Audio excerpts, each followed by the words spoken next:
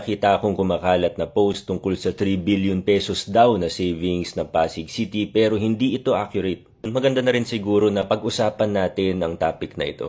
Government surplus or savings is not an accomplishment. Hindi dapat nag-iimbak ng pera ang gobyerno. Dapat nilalabas ito para tulungan ng mamamayan at para na ring palaguin ang ekonomiya. It's true that Pasig has had relatively big savings in the last years, but it's more important to understand why. There are two major reasons. Una, malaki ang natitipid natin. Wala nang kickback, wala nang SOP, tunay na open bidding.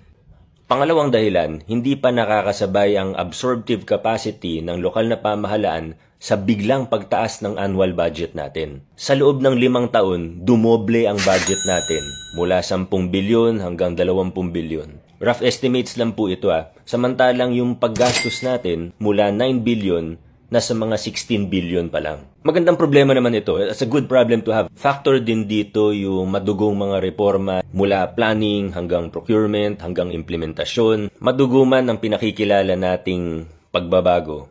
Ang resulta nito ay mas nakakasiguro tayo na magagamit ng tama at maayos ang ating pondo sa hinaharap.